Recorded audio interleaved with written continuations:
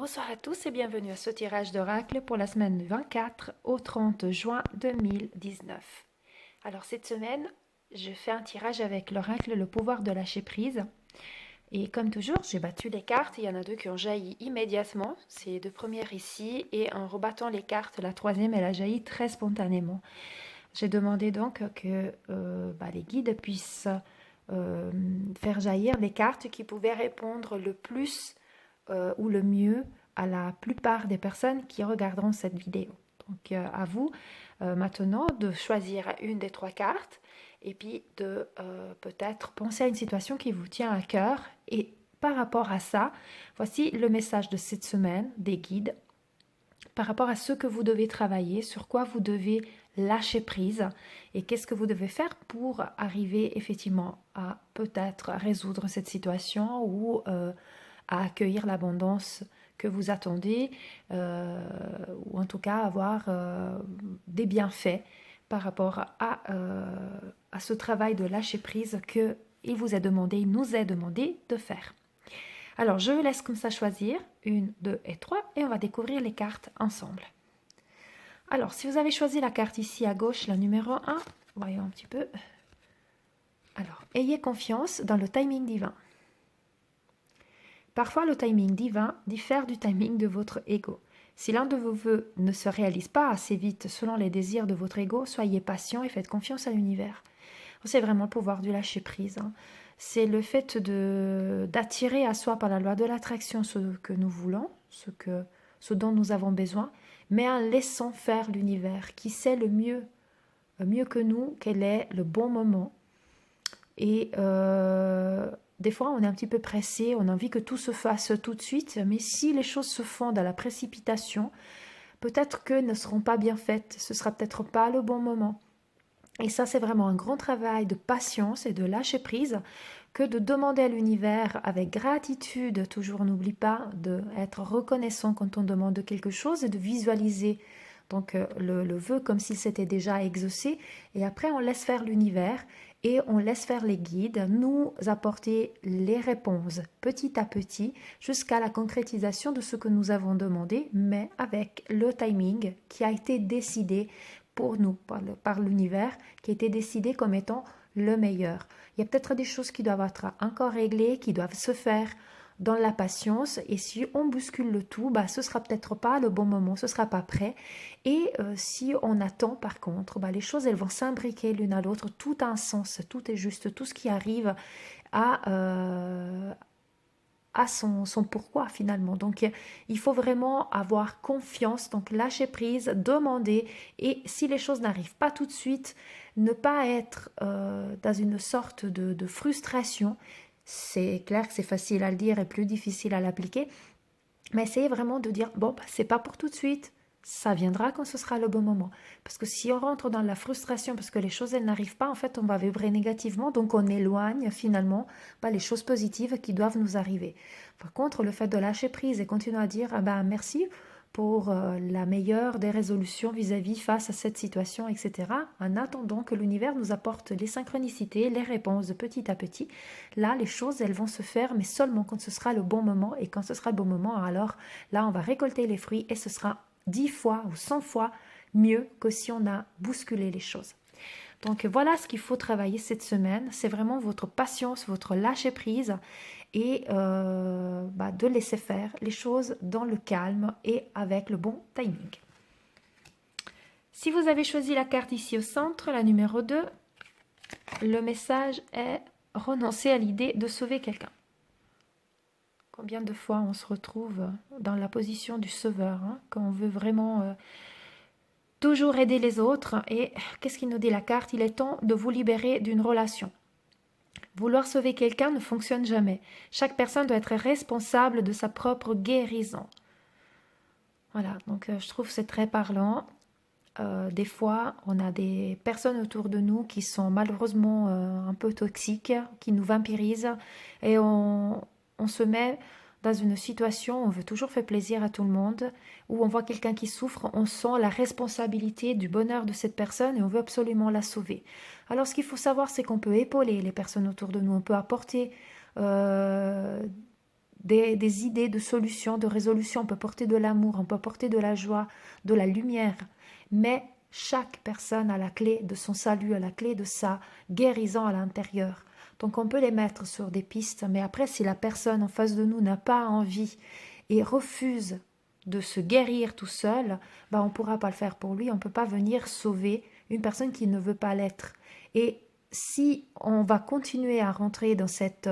à s'obliger, si on veut, de se sentir responsable des autres et s'obliger à faire les choses pour les autres, le problème c'est qu'on va rentrer effectivement dans une énergie qui ne sera pas bonne, on va être vampirisé, donc on va être...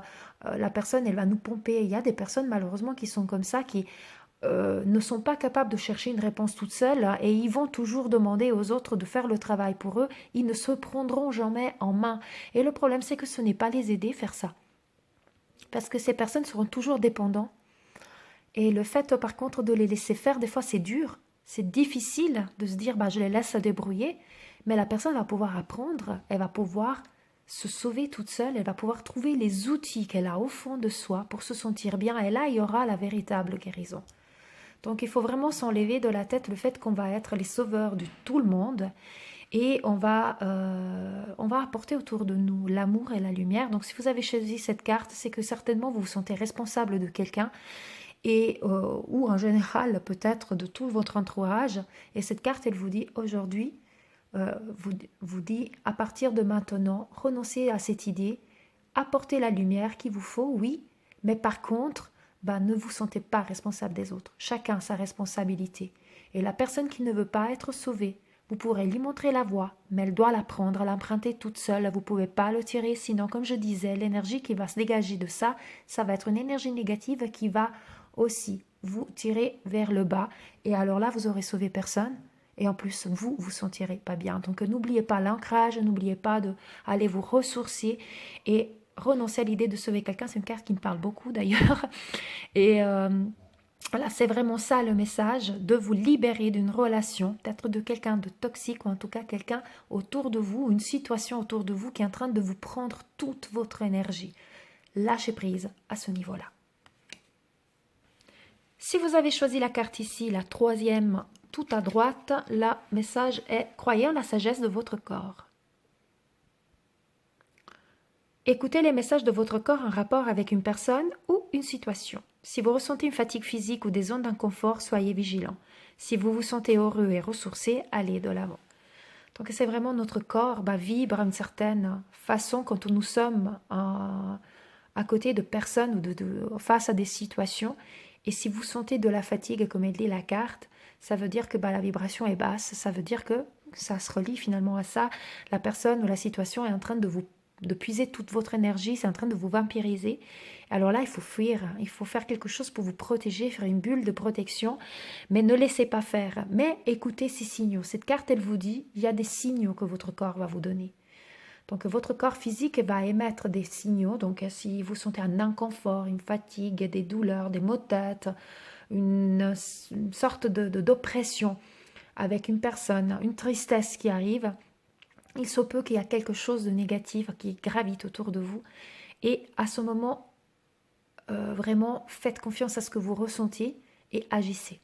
Ne vous dites pas nécessairement, ne vous obstinez pas à vouloir sauver quelqu'un. On se rattache à la carte si vous sentez que quelque chose n'est pas bon pour vous.